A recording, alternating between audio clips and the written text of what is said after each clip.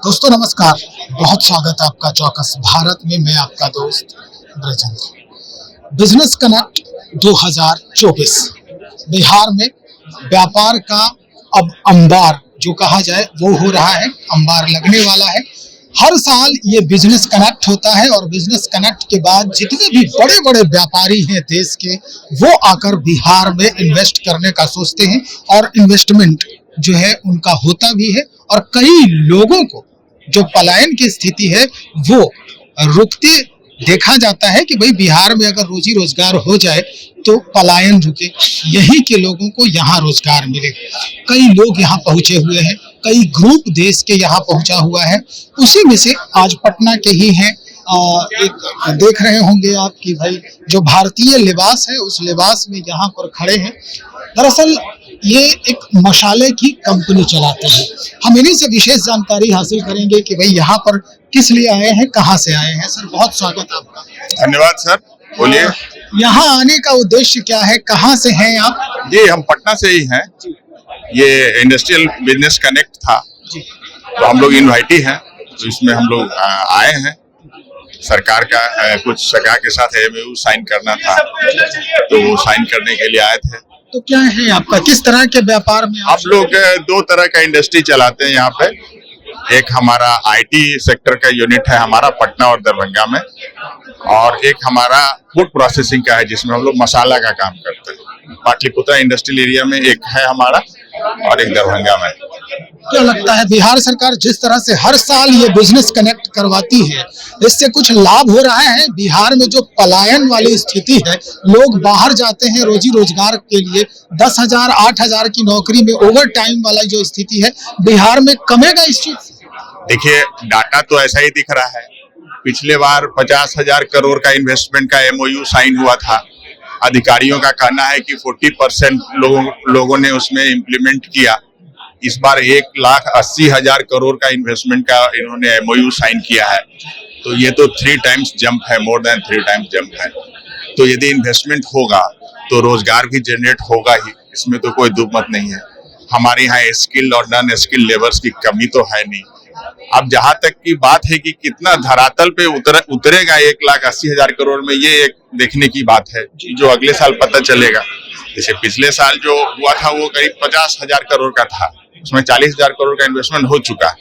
अब जैसे अदानी साहब आए थे, उन्होंने तो अपना पूरा रूट प्लान और पूरा विजन प्लान भी बता दिया कि हमने जो कमिटमेंट किया था पिछले साल उसके मुताबिक हमने कितना खर्चा कर दिया अभी तक और बाकी कितना खर्च करना। गुड गेस्चर सरकार तो प्रयास ही कर सकती है। लोग मेहनत करने वाले तो उद्यमी ही हैं।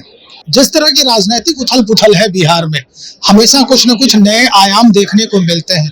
उसमें लगता है कि ये जो व्यवसायिक व्यवस्था है अपने राज्य की, या ये जो औद्योगिक व्यवस्था है, कहीं ना कहीं वो चरमराती नजर आती है। रोजी रोजगार मेरा मानना है कि कोई राजनीतिक अस्थिरता तो है नहीं। 15 साल से 18 साल से एक ही मुख्यमंत्री हमारे यहाँ है, तो लीडर ऑफ द हाउस या लीडर ऑफ द स्टेट जो होता है वही डायरेक्शन देता है। बाकी इस पार्टी को आना और उस पार्टी को जाना जो आप कहना चाह रहे हैं, उससे हमको नहीं लगता है कि गुड गवर्नेंस या गवर्नमेंट के पॉलिसी में कोई उसमें फर्क पड़ता है। तो अस्थिरता वाली बात हमको तो नहीं लग रही है। बाकी यदि आपको ऐसा लगता है तो थोड़ा पार्टली हो सकता है कि कुछ उसका असर हो, लेकिन हम लोगों को ऐसा दिख नहीं रहा। दिखता नहीं हम लोग तो। आखिरी सवाल ये कि बिहार में जो ये बिजनेस कनेक्ट लगातार हो रहे हैं, हर वर्ष हो रहे हैं, क्या लग रहा है अब बिहार के दिन बदलने वाले हैं, बढ़ने वाले हैं? किस तरह से आप इसको देख रहे हैं? देखिए विगत 15 साल में 2005 के बाद जब माननीय मुख्यमंत्री ने यहाँ का मुख्यमंत्री का पद संभाला, उसके बाद तो काफी डेवलपमेंट हुआ। काफी स्टेट में इंफ्रास्ट्रक्चर में इन्वेस्टमेंट में लोग माने गवर्नमेंट का इन्वेस्टमेंट आया, लेकिन विगत कुछ दिनों से लग रहा था कि अब स्टैग्नेंट हो गया है, स्टेट में इन्वेस्टमेंट नहीं हो रहा है, वो पहले वाली बात नहीं। तो एक नया आयाम है ये जो बिजनेस कनेक्ट और जो इन्वेस्टर्स को जो लोग लेके आ रहे हैं, तो एक नया आयाम है और हमको लगता है कि एक नए उत्साह के साथ उद्यमी यदि जुड़ेंगे। देखिए लॉ एंड ऑर्डर अपना कंट्रोल है, इंफ्रास्ट्रक्चर काफी अच्छा है, सब कुछ ठीक है, तो अब तो उद्यमशीलता का ही प्रदर्शन करना है और सरकार का एक से एक पॉलिसी आ रहा है। उस पॉलिसी में आप देखिए लोग कितना इसका फायदा उठा करके अपना काम करते हैं। बहुत शुक्रिया जानकारी देने के लिए। भाई रंजीत कुमार चौधरी साहब बातचीत कर रहे थे बिजनेस कनेक्ट में, ये भी शिरकत करने आए हैं और इनके जो इंडस्ट्रीज हैं, जो इनका उद्योग है, उसके जो सरकार के नजर में है और सरकार के यहाँ ये भी बताने आए हैं कि हम भी एक इंडस्ट्रियलिस्ट हैं और बिहार में हम भी रोजी और रोजगार देने में सक्षम है। सहायता आपकी मिलनी चाहिए, यानी सरकार की सहायता मिले तो हम और भी अपने अंदर जो व्यवस्था है हमारे इंडस्ट्रीज के अंदर, उसको हम विस्तारित कर सकते हैं और देश और दुनिया तक पहुंचाने में सक्षम हो सकते हैं। तो चलिए इंतजार करते हैं क्या कुछ नए आयाम बनते हैं इस कनेक्ट के बाद और किस तरह से जो इन्वेस्टर्स हैं वो अपनी जिंदा दिली दिखाते हैं पूरे राज्य के परिप्रेक्ष्य में। बने रहिए हमारे साथ, बहुत शुक्रिया आपका।